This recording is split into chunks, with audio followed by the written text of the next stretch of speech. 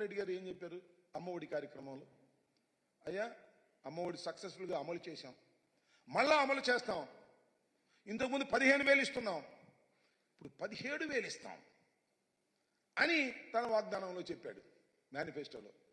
ఎందుకంటే రాష్ట్ర ఆర్థిక పరిస్థితి తెలుసు, జగన్మోహన్ రెడ్డి గారికి తెలుసు, చంద్రబాబు నాయుడు గారికి తెలుసు. కానీ చంద్రబాబు నాయుడు గారు ఏంటి, పని అయిపోయింది పర్లేదు అని మీకు తెలుసు కదా. చాలా సామెతలు ఉన్నాయి. రేవు దాటిన తర్వాత తెప్ప తగలేసేది ఎవరు? నారా చంద్రబాబు నాయుడు గారు. వాడ మీద ఉన్నప్పుడు వాడ మల్లయ్య, వాడ దిగిన తర్వాత బోడి మల్లయ్య. ఎన్నికలకు ముందు వాగ్దానాలు చేయటం, ఈ ఎన్నికల తర్వాత తూ అని మేము ఎక్కడ వాగ్దానం చేసాం, అదంతా చేశాం అది అని మాటలు మాట్లాడటం ఏమిటి దుర్మార్గం అని అడుగుతా ఉన్నా. ఇంత పచ్చి మోసం చేసేటటువంటి కార్యక్రమానికి నారా చంద్రబాబు నాయుడు గారు దిగజారిపోయారు. కొత్తగా అది అలవాటు పడ్డ చీటర్లాగా ఇవాళ ప్రజల్ని మోసం చేసేటటువంటి కార్యక్రమం చేస్తున్నారు. ఇది చాలా దారుణమైనటువంటి అంశమని మనవి చేస్తున్నా. ఆలోచన చేయండి రాష్ట్ర ప్రజానీకం. జగన్మోహన్ రెడ్డి గారు వద్దని, చంద్రబాబే కావాలని ఓట్లేసిన తల్లులను అడుగుతా ఉన్నా, ఓట్లేసిన కుటుంబాలను అడుగుతా ఉన్నా.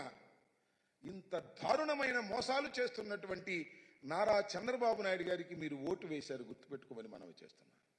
ఇదే జగన్మోహన్ రెడ్డి గారు ఉన్నట్లయితే ఈ పాటికే ప్రతి సంవత్సరం జూన్లో ఎండింగ్లో ప్రతి తల్లులకి ఖాతాల్లో వేసినటువంటి ఘనత జగన్మోహన్ రెడ్డి గారు. 26,000 కోట్ల రూపాయలు తల్లుల ఖాతాల్లో వేశారు జగన్మోహన్ రెడ్డి గారు.